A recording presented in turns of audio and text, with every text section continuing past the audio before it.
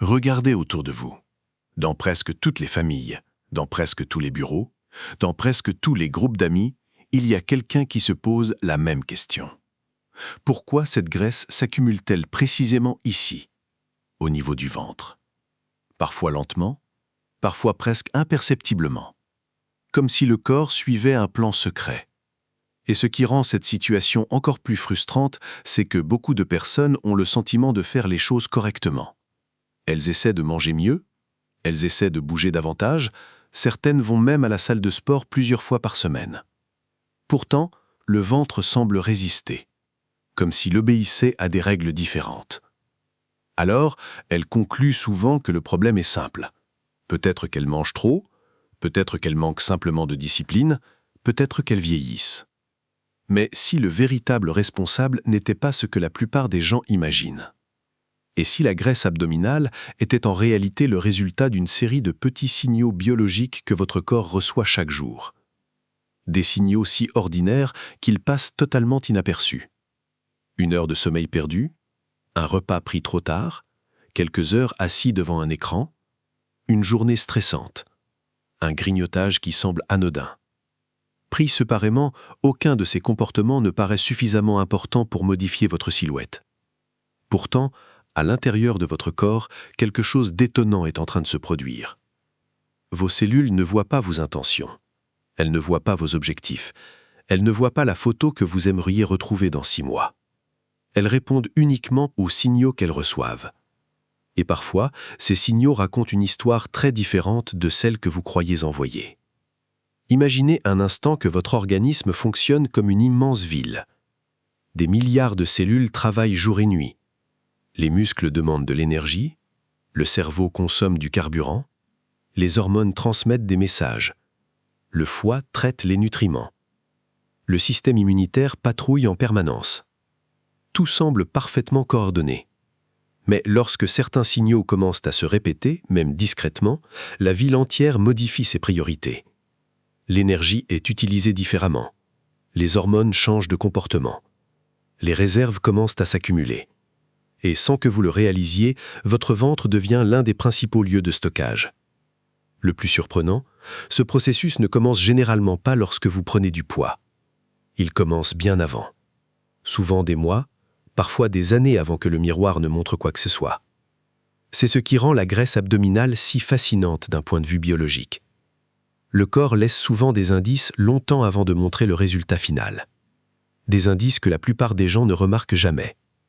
Une fatigue inhabituelle, une faim plus fréquente, des envies de sucre, un sommeil moins réparateur, une baisse progressive d'énergie, des vêtements qui deviennent légèrement plus serrés, pas assez pour inquiéter, juste assez pour être ignorés.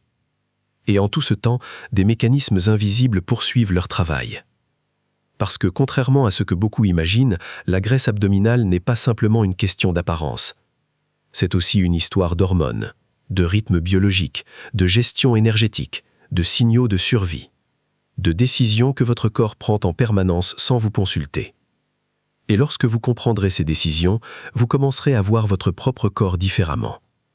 Vous découvrirez pourquoi certaines habitudes apparemment insignifiantes ont parfois plus d'impact que les grandes résolutions que l'on prend chaque année. Car les petites erreurs ont un pouvoir particulier. Elles ne déclenchent aucune alarme, elles ne semblent jamais urgentes. Elles s'installent discrètement, jour après jour, semaine après semaine. Jusqu'à un moment, le changement devient visible. Mais ce n'est que le début de l'histoire, parce que la véritable question n'est pas seulement de savoir combien de graisse abdominale vous avez. La véritable question est quels sont les signaux invisibles qui ont convaincu votre corps de la créer. Et lorsque nous allons examiner les habitudes les plus banales de la vie moderne, vous pourriez découvrir que certaines d'entre elles font déjà partie de votre quotidien. Mais le plus surprenant, c'est que beaucoup de ces erreurs semblent totalement inoffensives, alors qu'elles modifient silencieusement les instructions biologiques envoyées à votre métabolisme. Et certaines d'entre elles sont si courantes que millions de personnes les répètent chaque jour sans imaginer ce qui se passe réellement à l'intérieur de leur corps. La plupart des gens imaginent que la graisse abdominale apparaît à cause d'une grande erreur, un excès alimentaire massif, une longue période d'inactivité, un manque total de contrôle. Pourtant, dans la réalité, le scénario est souvent beaucoup plus subtil. Et c'est précisément ce qui le rend dangereux. Car les petites erreurs ne ressemblent pas à des erreurs, elles ressemblent à la vie normale. Prenons un exemple. Vous vous couchez un peu plus tard que prévu. Pas 3 heures plus tard, simplement 45 minutes. Demain, vous vous lèverez quand même pour travailler. Alors, cela semble sans importance. Mais pendant la nuit, votre corps fonctionne selon une horloge biologique extraordinairement précise. Lorsque le sommeil est raccourci, même légèrement, plusieurs systèmes commencent à réagir. Les hormones de la faim augmentent, les signaux de satiété diminuent. Le cerveau recherche davantage de récompenses rapides. Et soudain, le lendemain, une viennoiserie ou une boisson sucrée paraît beaucoup plus attirante qu'elle ne l'aurait été après une nuit complète. Vous pensez prendre une décision, mais une partie de cette décision a déjà été influencée par votre biologie. Et ce n'est qu'une seule nuit. Maintenant, imaginez ce scénario répété des centaines de fois au cours d'une année. Puis il y a une autre habitude particulièrement universelle.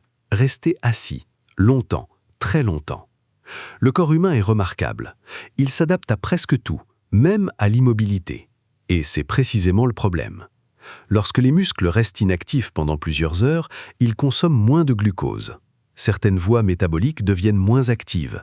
La circulation ralentit. La dépense énergétique quotidienne diminue discrètement. Rien de spectaculaire. Aucune douleur, aucun signal d'urgence. Simplement une lente modification des priorités biologiques. Comme une ville qui réduit progressivement ses dépenses sans que les habitants ne s'en aperçoivent. Puis arrive le stress. Pas forcément un traumatisme, pas forcément une catastrophe, simplement ce bruit de fond permanent de la vie moderne. Notifications, délais, responsabilités, incertitudes. Le problème est que votre cerveau n'a pas évolué pour distinguer parfaitement un email urgent d'une menace physique réelle. Dans les deux cas, certaines régions cérébrales peuvent activer des réponses de vigilance. Le cortisol augmente, la fréquence cardiaque change légèrement, l'organisme se prépare. Au départ, cette réaction est utile. Elle est même brillante. Elle a permis à nos ancêtres de survivre pendant des centaines de milliers d'années. Mais lorsque ce mode de vigilance devient chronique, le corps commence à modifier sa gestion énergétique. Comme un gestionnaire prudent qui décide d'augmenter les réserves en prévision d'une période difficile. Et c'est là que l'histoire devient intéressante, parce que certaines des erreurs les plus influentes ne ressemblent même pas à des comportements malsains. Prenons l'exemple du repas tardif. Après une longue journée, beaucoup de personnes prennent enfin le temps de se détendre le soir. Elles mangent plus tard, grignotent devant une série, ajoutent une petite collation avant de se coucher. Rien d'extraordinaire. Pourtant, le corps possède aussi ses propres horaires. À mesure que la soirée avance, certains mécanismes métaboliques changent progressivement. La sensibilité à l'insuline évolue. Les signaux circadiens se modifient. Les organes se préparent davantage à la récupération qu'à la gestion d'un nouvel apport énergétique important. Encore une fois, une seule soirée ne transforme pas votre silhouette, mais les habitudes répétées créent des trajectoires, et les trajectoires créent des résultats. Puis il y a une erreur particulièrement trompeuse, la compensation. Une mauvaise nuit, une journée difficile, une baisse d'énergie, et le cerveau cherche une solution rapide, quelque chose qui procure immédiatement un sentiment de soulagement. Du sucre, des aliments très palatables, une boisson calorique, une récompense. Pendant quelques minutes, cela fonctionne, l'énergie remonte, l'humeur semble meilleure. Mais derrière cette amélioration temporaire, d'autres signaux sont déclenchés, et le cycle recommence.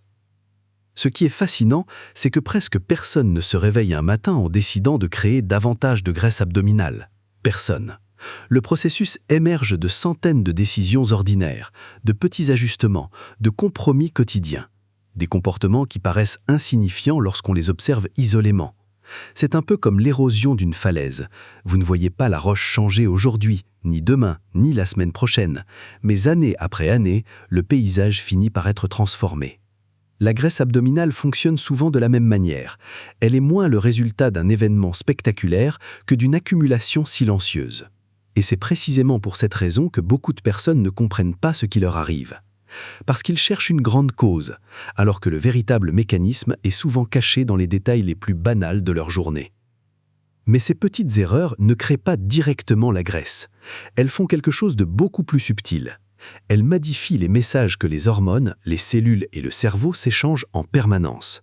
Et lorsque ces messages commencent à changer, le corps tout entier change avec eux. Car la graisse abdominale n'est pas créée par hasard. Elle est le résultat d'instructions biologiques extrêmement précises.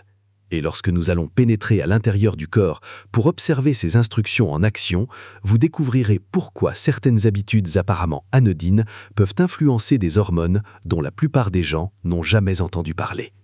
Jusqu'à présent, nous avons parlé d'habitudes, de comportements, des petites erreurs qui semblent insignifiantes.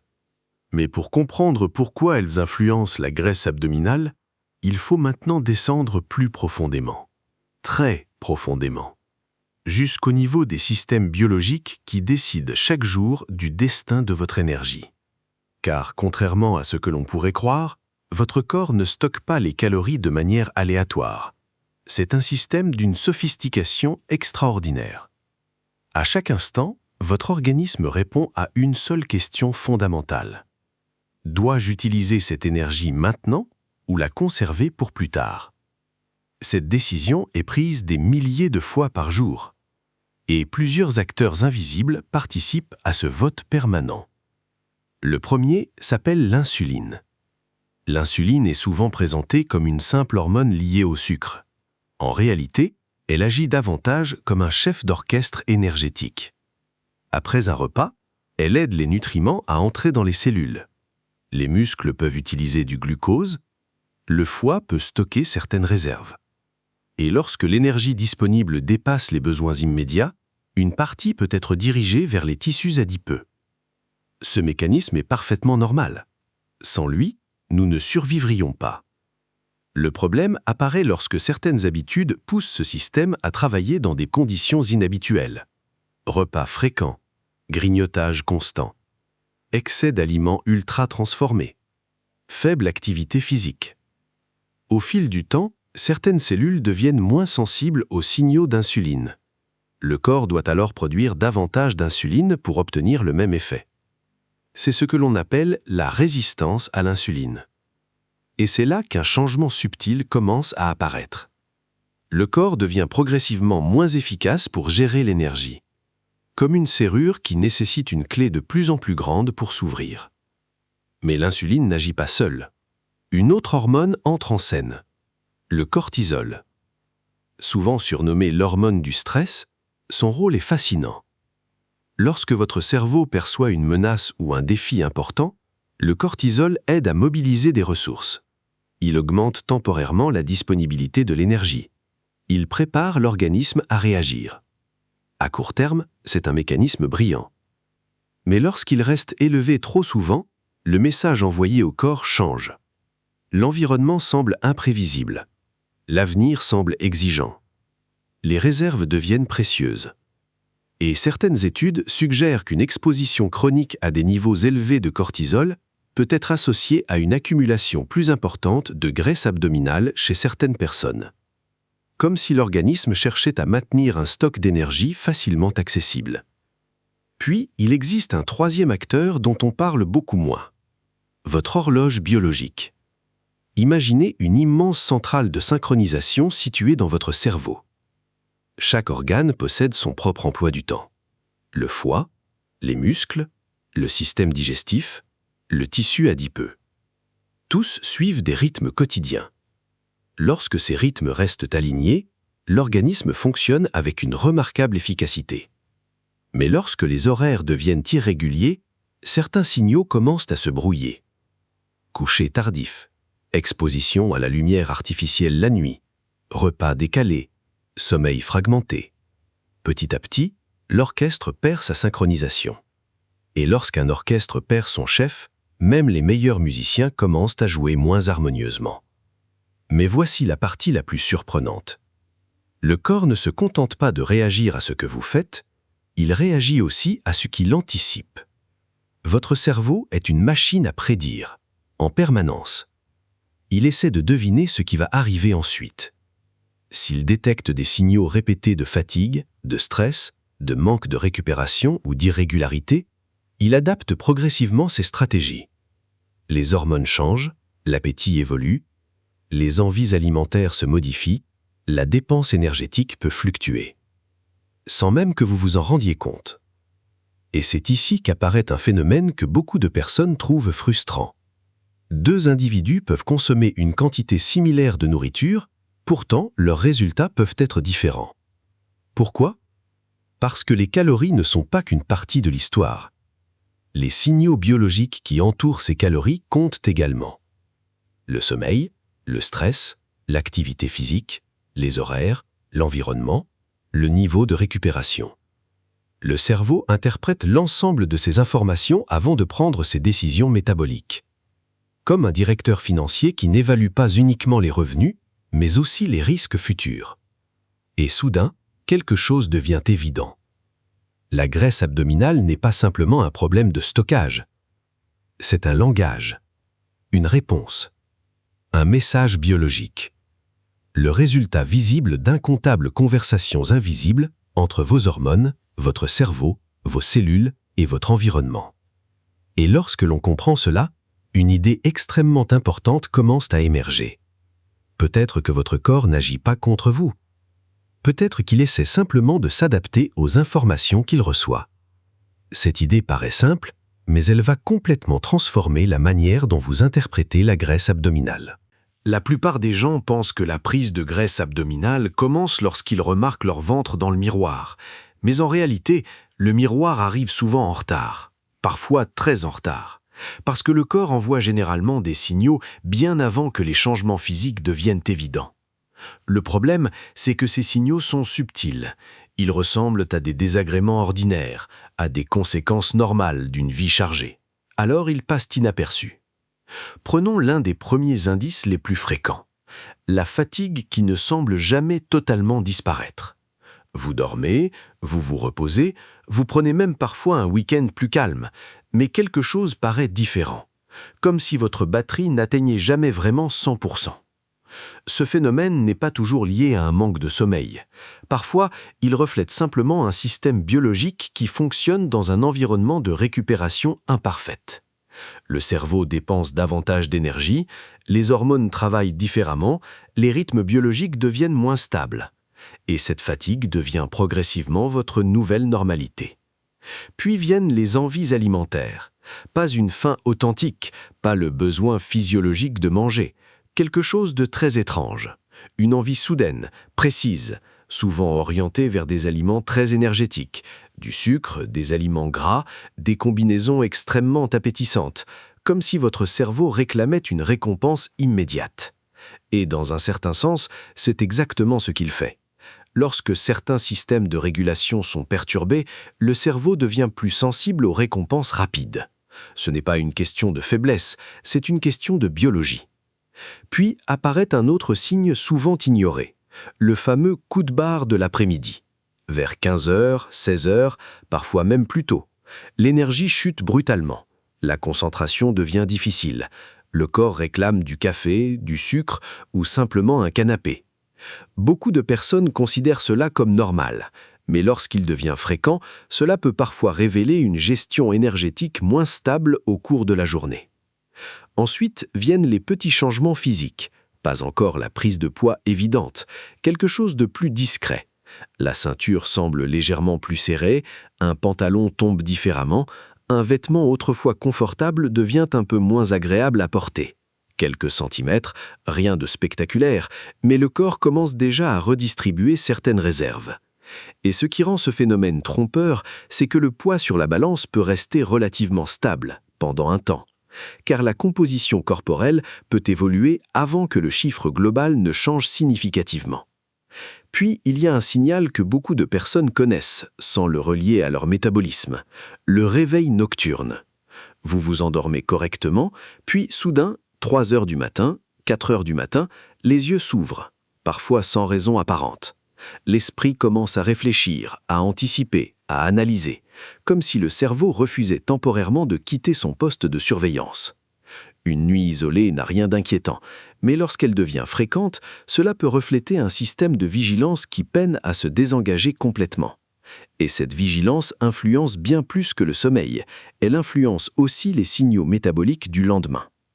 Puis arrive un changement encore plus subtil, la diminution spontanée du mouvement. C'est l'un des phénomènes les plus fascinants du corps humain. Lorsqu'une personne est fatiguée ou stressée pendant de longues périodes, elle ne se contente pas de faire moins d'exercices, elle bouge souvent moins sans même s'en apercevoir. Moins de déplacements, moins de gestes, moins d'activités spontanées, moins d'envie de se lever, comme si le corps cherchait discrètement à économiser son énergie. Personne ne décide consciemment de faire cela. Pourtant, ces petites différences s'accumulent jour après jour, et parfois, elles représentent une part importante de la dépense énergétique quotidienne. Mais voici ce qui est peut-être le plus révélateur. Un grand nombre de personnes ressentent plusieurs de ces signes simultanément. La fatigue, les envies alimentaires, les réveils nocturnes, la baisse d'énergie, la difficulté à récupérer. Et pourtant, elles considèrent chacun de ces symptômes séparément, comme des problèmes indépendants, alors qu'en réalité, ils peuvent parfois être les différentes expressions d'un même contexte biologique, comme plusieurs voyants qui s'allument sur le tableau de bord d'une voiture. Pris individuellement, ils semblent mineurs. Ensemble, ils racontent une histoire que le corps essaie de communiquer. Et c'est précisément ici que se trouve l'une des plus grandes incompréhensions concernant la graisse abdominale.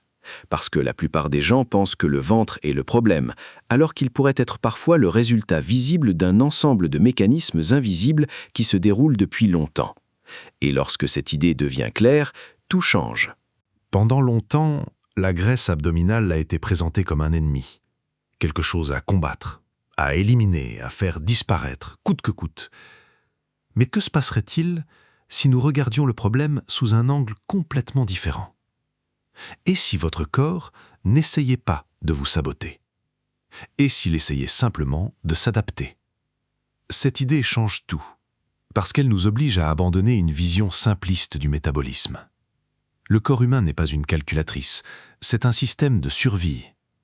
Son objectif principal n'est pas de vous rendre mince, son objectif principal est de vous maintenir en vie, toujours, à chaque seconde. Même lorsque vous dormez, même lorsque vous n'y pensez pas. Et pour accomplir cette mission, il analyse constamment son environnement. Pas seulement le monde extérieur, mais aussi les signaux provenant de l'intérieur. Votre sommeil, votre niveau d'énergie, votre alimentation, votre stress, votre activité physique, votre récupération. Votre cerveau rassemble toutes ces informations et tente de répondre à une question fondamentale. L'environnement est-il suffisamment stable pour dépenser de l'énergie librement? Ou bien, dois-je être plus prudent? C'est ici que survient la grande incompréhension. Lorsque le corps reçoit des signaux répétés de fatigue, de manque de récupération, d'irrégularité ou de stress chronique, il ne conclut pas nécessairement « quelqu'un essaie de perdre du poids ». Il conclut « les ressources deviennent moins prévisibles ». Et lorsqu'un organisme perçoit l'incertitude, il a tendance à devenir plus conservateur. Comme une famille qui commence à économiser davantage lorsqu'elle craint une période difficile. La graisse abdominale peut alors devenir une forme de réserve énergétique, pas parce que le corps est défectueux, mais parce qu'il applique une logique de protection. Cette idée peut sembler étrange, pourtant elle explique pourquoi certaines approches échouent si souvent. Prenons un exemple. Une personne est déjà fatiguée. Elle dort mal, elle travaille beaucoup, elle se sent stressée.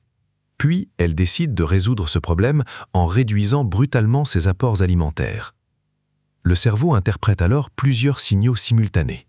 Fatigue, stress, restriction énergétique, récupération imparfaite. Et parfois, au lieu de considérer cela comme une amélioration, l'organisme devient encore plus prudent, comme si le système de survie augmentait sa vigilance. C'est l'une des raisons pour lesquelles certaines personnes ont l'impression de lutter contre leur propre corps, parce qu'elles tentent de résoudre un problème biologique en envoyant davantage de signaux de stress. Mais voici la révélation la plus importante. Les symptômes que beaucoup considèrent comme des dysfonctionnements sont parfois des adaptations. La fatigue, la faim, les envies alimentaires, la baisse spontanée d'activité, l'augmentation des réserves. Dans certains contextes, ces réactions représentent simplement la façon dont le corps tente de gérer une situation qu'il considère comme exigeante. Cela ne signifie pas qu'elles sont désirables, cela ne signifie pas qu'elles sont inévitables, cela signifie simplement qu'elles ont une logique. Et lorsque vous comprenez cette logique, quelque chose de remarquable se produit. Vous cessez de voir votre corps comme un adversaire, vous commencez à le voir comme un système qui répond à des informations. un système qui apprend, qui s'adapte, qui ajuste ses stratégies. Et soudain, une nouvelle question apparaît. Si la graisse abdominale est influencée par les signaux biologiques que le corps reçoit, alors quelles sont les erreurs que la plupart des gens commettent lorsqu'ils essaient de la perdre? Parce qu'à ce stade de l'histoire, beaucoup de personnes font exactement le contraire de ce que leur physiologie attend. Elles travaillent plus fort, mais obtiennent parfois moins de résultats. Elles redoublent d'efforts, mais renforcent involontairement les mécanismes qu'elles essaient de corriger. Et certaines des méthodes les plus populaires pour perdre du ventre pourraient justement expliquer pourquoi tant de personnes restent bloquées pendant des mois, voire des années. Lorsque les premiers signes deviennent visibles, la réaction est souvent immédiate. Le ventre a grossi. Il faut agir, rapidement. Alors beaucoup de personnes cherchent la solution la plus directe, la plus agressive, la plus rapide. Et c'est précisément là que commencent certaines des erreurs les plus fréquentes. Parce que lorsque nous sommes confrontés à un problème visible, nous avons tendance à vouloir une réponse visible. Moins manger, s'entraîner davantage, perdre du poids le plus vite possible. Cela paraît logique, mais le corps humain ne fonctionne pas toujours selon une logique intuitive. Prenons l'une des erreurs les plus répandues. Réduire brutalement les calories. Au départ, les résultats peuvent sembler encourageants. Le poids baisse, la motivation augmente, tout semble fonctionner. Mais derrière cette apparente réussite, l'organisme observe attentivement la situation. Il remarque une diminution soudaine de l'énergie disponible. Il perçoit parfois davantage de faim, davantage de contraintes physiologiques. Alors il commence à s'adapter, comme il l'a toujours fait au cours de l'évolution. Certaines personnes constatent alors un phénomène frustrant. La progression ralentit, l'énergie diminue, la faim augmente, l'adhésion devient difficile. Et ce n'est pas nécessairement un manque de volonté, c'est souvent une interaction entre la biologie et le comportement. Puis vient une autre erreur extrêmement courante, vouloir compenser des années d'habitude avec quelques semaines d'efforts extrêmes. Le lundi, tout change. Régime strict, entraînement intensif, objectif ambitieux. Le problème est que le cerveau adore la cohérence, pas l'héroïsme occasionnel. La cohérence. Les transformations durables proviennent rarement d'explosions de motivation. Elles émergent généralement de comportements répétés suffisamment longtemps pour devenir des habitudes. Mais il existe une erreur encore plus subtile, et elle touche des millions de personnes. Chercher à brûler des calories sans corriger les signaux qui favorisent leur stockage. Imaginez une baignoire. L'eau continue d'entrer par le robinet. Pendant ce temps, vous essayez simplement de vider l'eau avec un petit récipient. Vous travaillez énormément, mais le problème fondamental n'a pas encore été traité. De nombreuses personnes se concentrent exclusivement sur l'exercice physique. L'activité physique est extraordinairement bénéfique, pour le cœur, pour les muscles, pour le cerveau, pour le métabolisme. Mais lorsqu'un sommeil insuffisant, un stress chronique ou des habitudes alimentaires désorganisées persistent, une partie du contexte biologique reste inaltérée. Le robinet continue parfois de couler. Puis il y a une croyance particulièrement tenace, l'idée qu'il est possible de cibler directement la graisse abdominale. Des milliers de programmes promettent exactement cela. Des exercices spécifiques, des routines miracles, des solutions localisées. Pourtant, la réalité biologique est différente. Lorsque le corps mobilise ses réserves énergétiques, il décide lui-même où les prélever. Personne ne peut négocier directement avec une cellule graisseuse située à l'abdomen. Le stockage et la mobilisation des graisses sont pilotés par des mécanismes hormonaux et métaboliques qui concernent l'ensemble du corps. Ce qui explique pourquoi certaines personnes effectuent des centaines d'abdominaux sans observer les changements qu'elles espéraient. Mais peut-être que l'erreur la plus importante est psychologique. Beaucoup de personnes considèrent leur ventre comme une preuve d'échec. Chaque regard dans le miroir devient un jugement. Chaque fluctuation devient une frustration. Chaque difficulté devient une critique. Or, le stress généré par cette relation conflictuelle n'aide généralement pas à créer un environnement favorable au changement. Votre corps entend bien plus que vos mots. Il ressent vos comportements, vos habitudes, votre récupération, votre rythme de vie. Et c'est là que survient un changement de perspective fondamental. La question n'est plus « comment puis-je forcer mon corps à perdre cette graisse ?», la question devient « quels signaux puis-je lui envoyer pour qu'il n'ait plus autant d'intérêt à la conserver ?» Cette différence paraît minime, mais elle transforme complètement l'approche. Parce qu'à partir de cet instant, le combat se transforme en collaboration. Et c'est exactement ce que nous allons découvrir maintenant. Car lorsqu'on comprend les signaux qui ont contribué à créer la graisse abdominale, on peut commencer à comprendre les signaux qui favorisent progressivement l'inverse. Pas des raccourcis, pas de promesses miraculeuses, des mécanismes biologiques, des adaptations réelles, des changements que le corps reconnaît et auxquels il peut répondre. Et lorsque ces signaux commencent à s'accumuler dans la bonne direction, quelque chose de remarquable se produit. Le même organisme qui semblait résister au changement commence progressivement à travailler avec vous plutôt que contre vous. Mais pour comprendre comment cela se produit, il faut examiner le protocole biologique de réinitialisation que beaucoup de personnes ignorent complètement. À ce stade, une question devient inévitable. Si certaines habitudes envoient au corps des signaux qui favorisent progressivement le stockage abdominal, quels sont les signaux qui favorisent l'inverse? La réponse est plus simple qu'on ne l'imagine, mais elle est aussi moins spectaculaire. Parce que le corps ne change généralement pas grâce à une action extraordinaire. Il change lorsqu'il reçoit jour après jour des informations cohérentes. Des informations qui lui indiquent l'environnement est stable, les ressources sont disponibles, la récupération est suffisante. Il n'est plus nécessaire de conserver autant de réserves. Tout commence par le sommeil. Cela peut sembler surprenant. Beaucoup de personnes pensent immédiatement à l'alimentation ou à l'exercice. Pourtant, le sommeil influence presque tous les systèmes dont nous avons parlé. L'appétit, la récupération, les hormones, la sensibilité à l'insuline, la gestion du stress, la prise de décision. Pendant la nuit, le cerveau effectue une immense opération de maintenance. Des déchets métaboliques sont éliminés, des connexions neuronales sont réorganisées, des signaux hormonaux sont recalibrés. Comme une ville qui profite de la nuit pour réparer ses infrastructures avant le lendemain. Lorsqu'une personne améliore progressivement son sommeil, elle ne ressent pas seulement davantage d'énergie, elle modifie aussi les informations que reçoit son métabolisme. Puis vient le mouvement. Pas uniquement le sport, le mouvement. Une distinction importante, car de nombreuses personnes surestiment l'importance d'une heure d'entraînement et sous-estiment l'importance des 23 autres jours de la journée. Marcher davantage, se lever régulièrement, utiliser les escaliers, bouger entre deux tâches, multiplier les déplacements spontanés. Ces comportements paraissent modestes, pourtant ils envoient constamment un message biologique clair. Les muscles sont actifs, l'énergie est utilisée. Le corps n'a pas besoin de devenir excessivement économe. Et les muscles possèdent une caractéristique fascinante. Lorsqu'ils se contractent régulièrement, ils deviennent de meilleurs consommateurs d'énergie. Ils améliorent leur capacité à utiliser le glucose. Ils participent à une meilleure régulation métabolique. Ils deviennent en quelque sorte des partenaires actifs de votre équilibre énergétique. Puis vient l'alimentation. Mais ici encore, la logique est souvent différente de ce qu'on imagine.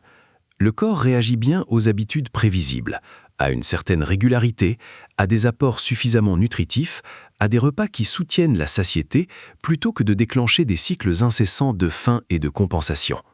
Les protéines, par exemple, contribuent à la préservation de la masse musculaire et favorisent généralement une plus grande satiété. Les aliments peu transformés demandent généralement davantage de travail digestif et procurent un sentiment de satisfaction plus durable. Les fibres ralentissent l'absorption de certains nutriments et nourrissent les bactéries intestinales qui participent à de nombreux processus métaboliques. Aucun de ces mécanismes n'est spectaculaire, mais ensemble, ils créent un environnement différent. Puis il y a un facteur dont l'importance est souvent sous-estimée, le stress, ou plus précisément, la récupération du stress. Car le problème n'est pas que la vie soit difficile. La vie l'a toujours été. Le problème apparaît lorsque le système nerveux n'obtient jamais la confirmation que la période difficile est terminée. Marcher dans la nature, respirer profondément, passer du temps avec des proches, pratiquer une activité agréable, créer des moments de calme réel. Ces comportements peuvent sembler éloignés du sujet de la graisse abdominale. Pourtant, ils influencent directement l'environnement biologique dans lequel évoluent les hormones, le cerveau et le métabolisme. Parfois, le changement commence par quelque chose d'aussi simple que redonner au système nerveux l'autorisation de relâcher sa vigilance. Et c'est ici qu'apparaît une vérité que beaucoup de personnes trouvent libératrice. Le corps ne demande pas la perfection, il demande de la cohérence. Une nuit imparfaite ne crée pas de graisse abdominale. Un repas riche ne crée pas de graisse abdominale. Une journée stressante ne crée pas de graisse abdominale. Ce sont les tendances répétées qui chapitrent progressivement les adaptations biologiques. Et heureusement, ce principe fonctionne dans les deux sens. Les petites erreurs s'accumulent, mais les petites améliorations aussi. Une meilleure nuit, quelques milliers de pas supplémentaires, un peu de récupération. Une alimentation plus structurée, une routine plus stable. Chacune paraît presque insignifiante. Pourtant, avec le temps, elle modifie les signaux que reçoit l'organisme. Et lorsque ces signaux changent suffisamment longtemps, les adaptations changent aussi. C'est alors que beaucoup de personnes commencent à observer quelque chose d'intéressant. Elles ne se sentent pas seulement plus légères, elles se sentent différentes, plus énergiques, plus stables, moins dépendantes des stimulants, moins gouvernées par leurs envies alimentaires. Comme si plusieurs systèmes internes recommençaient à travailler ensemble. Mais une dernière question demeure. Combien de temps cela prend-il réellement ? Parce que dans un monde obsédé par les résultats rapides, la biologie suit souvent un calendrier très différent. Et comprendre ce calendrier est essentiel, car la transformation durable ne se mesure pas seulement en kilogrammes. Elle se mesure en adaptation, en reconstruction, en changements invisibles qui précèdent souvent les changements visibles. Et lorsque vous découvrirez comment le corps évolue au fil des jours, des semaines et des mois, vous comprendrez pourquoi beaucoup de personnes abandonnent juste avant que les vraies transformations commencent à apparaître. Dans notre culture, nous avons pris l'habitude de mesurer le changement à travers ce qui est visible. Le chiffre sur la balance, le tour de taille, le reflet dans le miroir.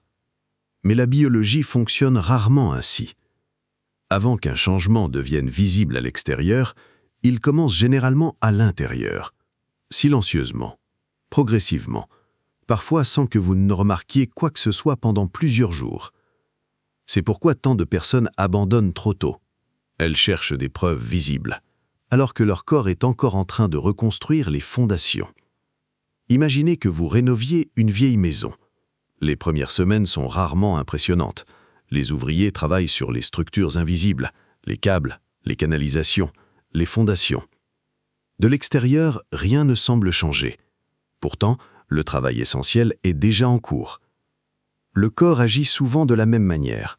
Au cours des premiers jours, certaines personnes remarquent surtout des changements subtils, un sommeil légèrement plus profond, un réveil plus facile, une énergie plus stable, moins de fringales en fin de journée.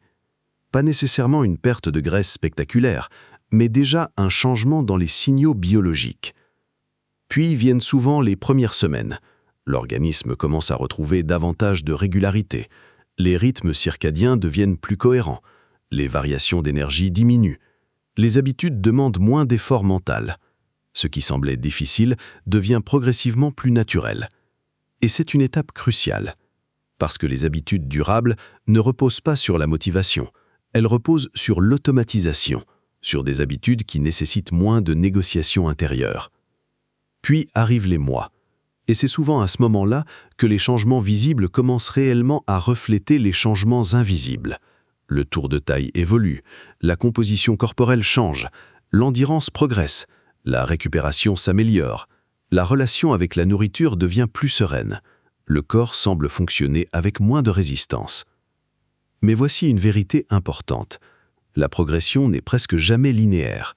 Il y aura des plateaux, des semaines plus lentes, des périodes de fatigue, des écarts, des imprévus. Parce que la vie réelle n'est pas une expérience de laboratoire, et le corps humain n'est pas une machine. C'est un système vivant, adaptatif, complexe, parfois imprévisible.